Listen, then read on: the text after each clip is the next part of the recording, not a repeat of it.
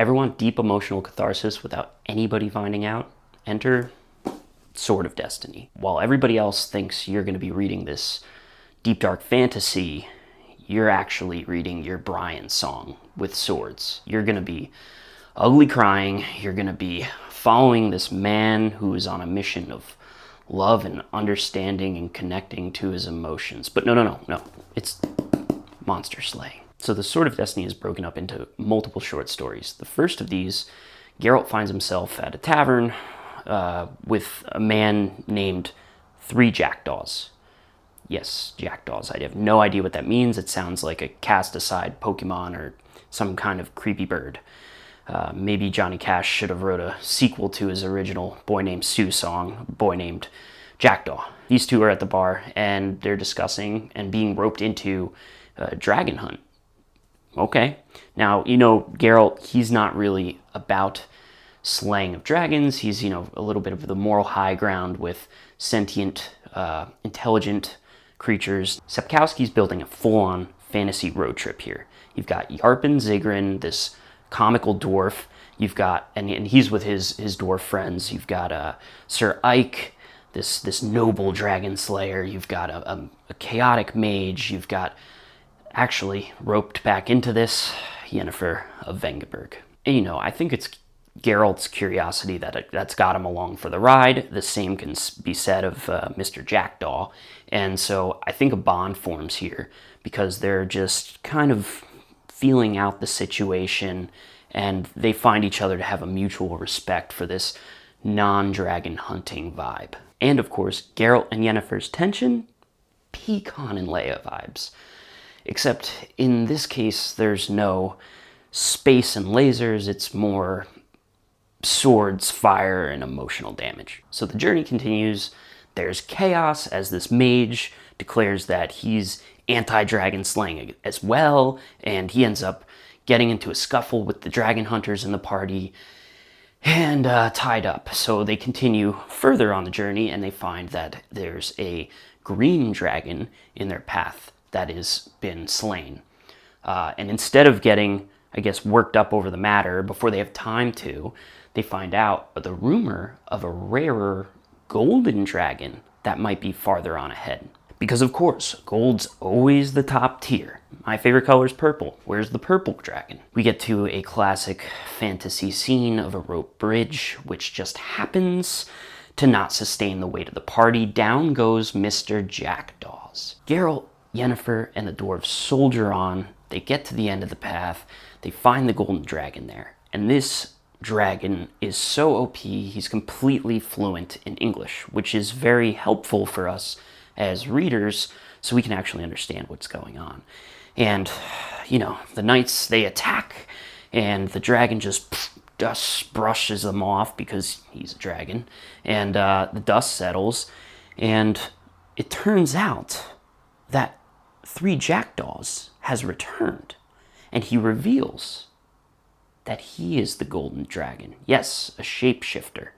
The man, the myth, the metamorphosis. It turns out that Jackdaws wanted to check out humanity from the ground floor, and he was really looking forward to it, but what he ended up seeing is that humanity is full of mostly cruelty and greed, which wasn't really going to be a good sign for this group, but he did, along the way, relate to Geralt and Yennefer, and he does see glimmers of hope within society, so instead of just torching the whole group, he does spare them after a scuffle. You can feel Sapkowski as an author leveling up here.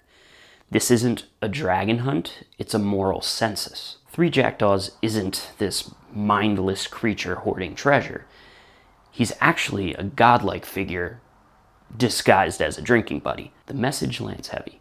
Most of humanity is bound by greed and ignorance, but the select few give us hope.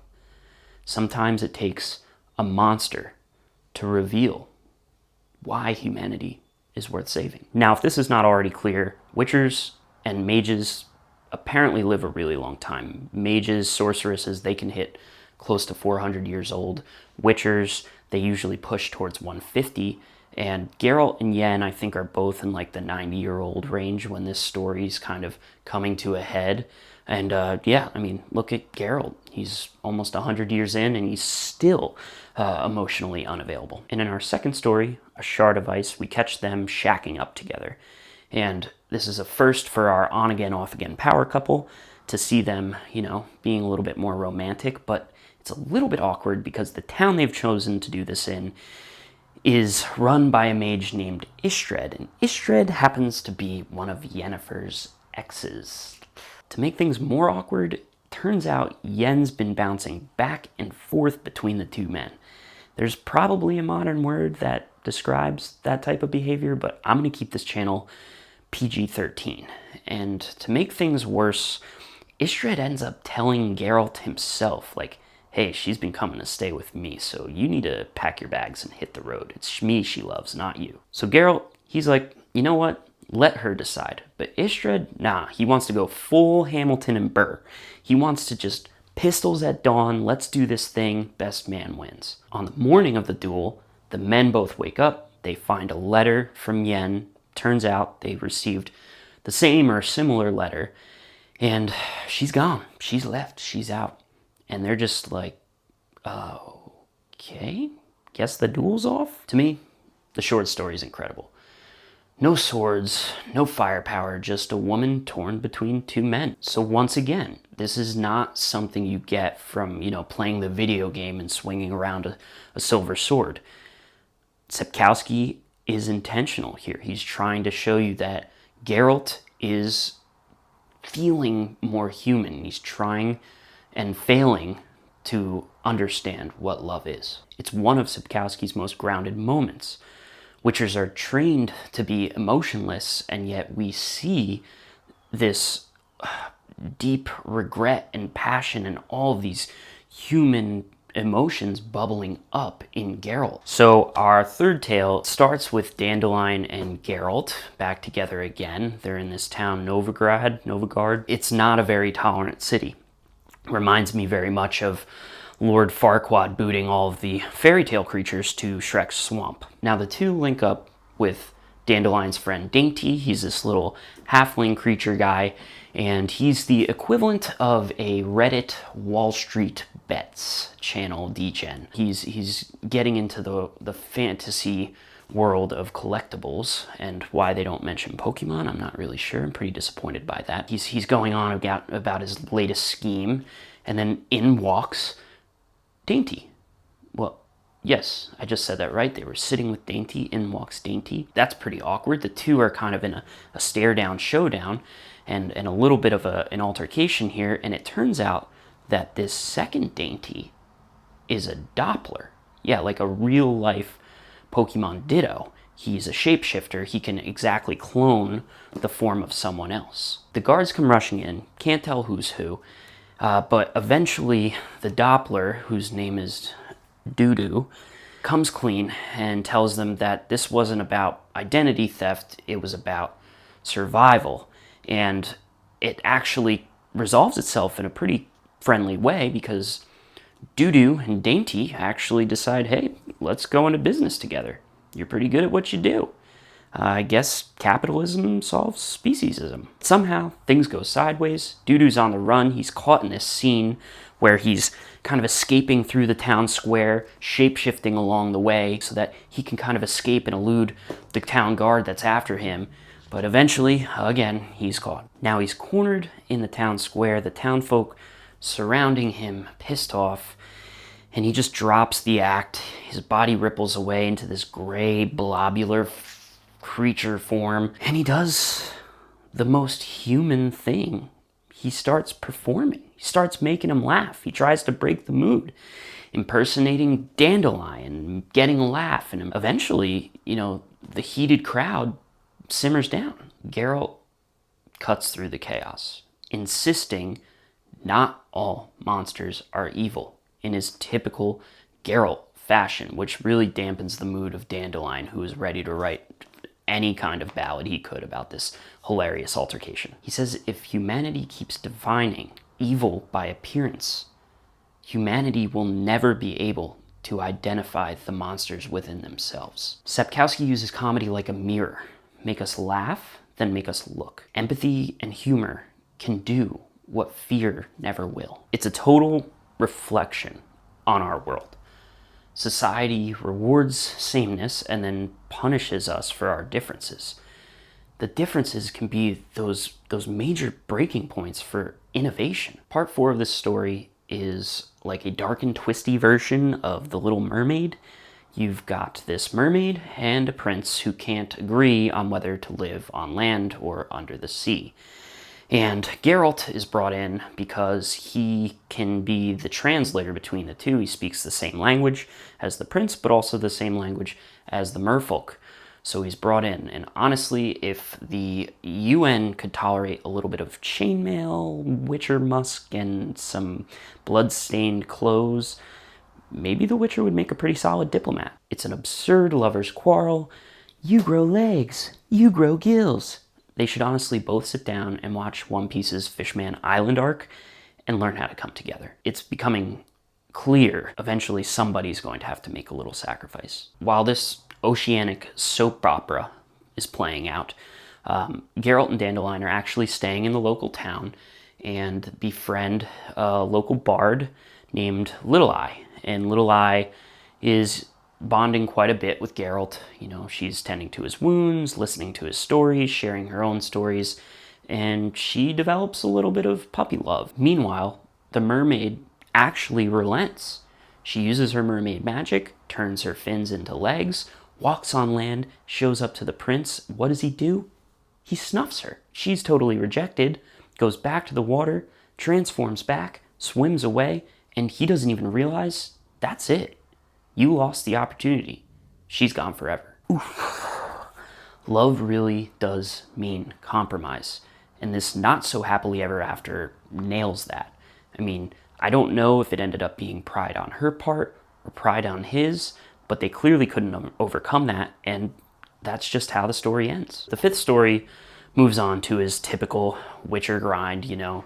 He's out there monster hunting again for a contract, killing some giant centipede-looking creature, which, you know, if I had seen something like that in my basement, I would definitely be calling the exterminator. But in typical Geralt fashion, he somehow finds himself arrested in the second half of the day after doing such a great monster-killing deed. And this time, his captors are dryads, who are basically these freaky eco-warrior tree creatures who look like they've just skipped a yoga retreat and went straight to mastering in archery. And I've got to say, it's not looking too good for him. Think elves who gave up on civilization, moved into the woods and went, humans are the problem. And among the other prisoners is Ciri. Yes, Geralt recognizes the name immediately, the Princess of Cintra. If you don't know about the Law of Surprise or the Last Wish, then you should probably go check out my Last Wish review video.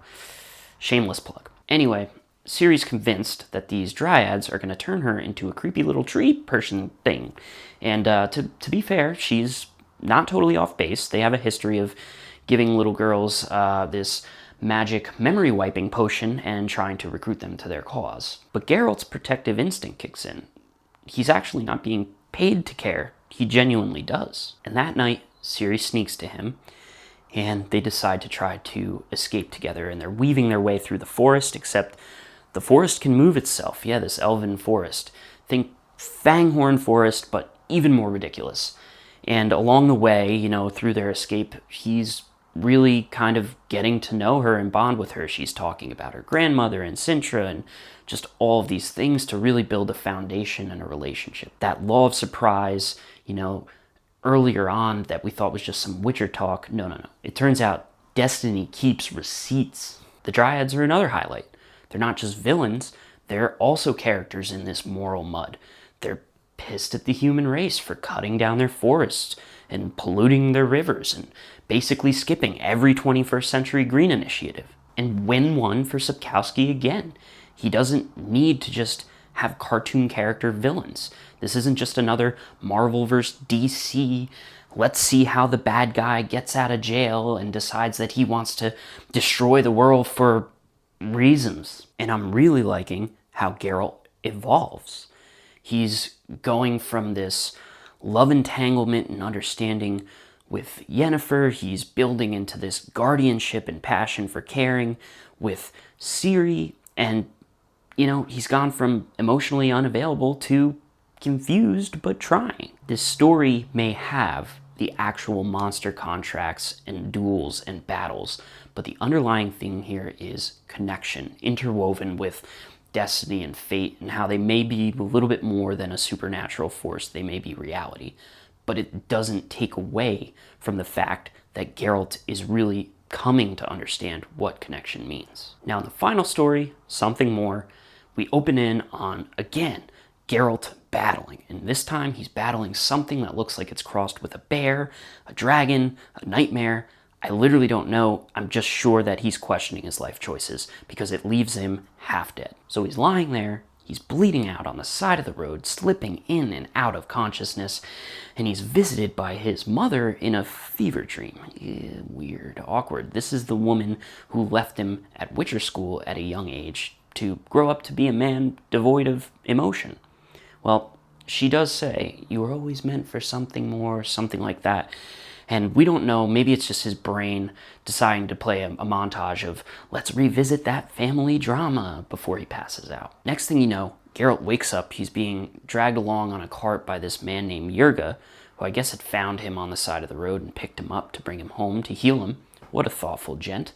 And I guess there's no karma in this world, because during the night, they are attacked by ghouls along their ride, and Geralt, in his half-dead state, has to fend them all off, and he protects Yerga, who, in his wonderful thankfulness, says, how about law of surprise? And Geralt's like, all right, dude, have you learned nothing about this law of surprise yet? And just a reminder, law of surprise is that which you have that you don't know you have yet.